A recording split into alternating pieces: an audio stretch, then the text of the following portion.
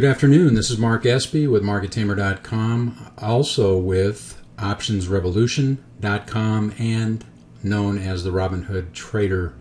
We find ourselves in Friday afternoon, the 30th of July. And before we begin, I must remind everyone that all that we speak about today is for educational purposes only, never to be construed as a recommendation to buy or sell anything. Please do your own due diligence. Well, as I had mentioned last week in the analysis, I felt that we would begin to stall and turn over, and that's exactly what we did. And I actually had mentioned this last week that I felt it would not necessarily be immediate, that it could come up to this swing high, which it did, and it touched it and came back down. Now it's challenging the upper side of the 200 simple moving average, and 2 days in a row there are wicks that came down, traded intraday below the 200 simple moving average, but it could not maintain the move down back below the 200. But with that said, I believe it will. I believe it is going to penetrate back down below the 200 and close below there. There is a trend line here, as I had mentioned last week, which is a neckline of an inverted head and shoulders.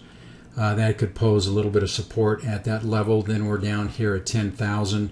If it does break there, it could come down to 10,000. And then we have actually a neckline here between a trough and a head and shoulders. You have left shoulder, head, right shoulder, and you have a trough and a trough right here. So this is actually a neckline of a head and shoulders, a regular head and shoulders. We are at the top end of the Bollinger Bands, or it just did touch up above that area and came back down. So I think we're going to continue to move down, challenge this trend line here, and I think the next stop is going to be about 10,000.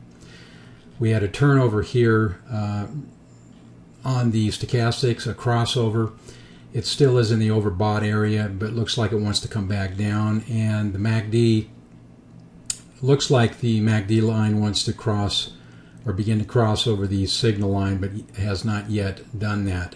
If we in fact go back up to the upside, which is not what I think is going to happen, the first area is going to be again challenging this swing high that comes in at mid-June, late June at about 10,600, then this swing high from May at 10,900, and then 11,258, which is the April high.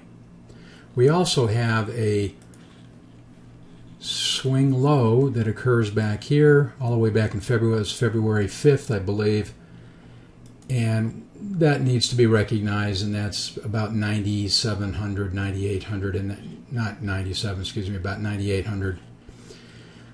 The significant occurrence, and I mentioned this last week and not to be ignored, is that the 50 simple moving average crossed from above to below the 200 simple moving average, and that's extremely significant. We need to pay attention to that, and that's this part of the strength of why I feel that we're not going to continue up in this rally. It was just a bit of a relief rally, but we have decreasing volume, so it doesn't look like the investment community wants to continue to push this back up above. So look for the index to move down, challenge here at about 10,200, come on down to 10,000, and then we'll see what happens from that point forward. Okay, we're going to move over and take a look at the SPX.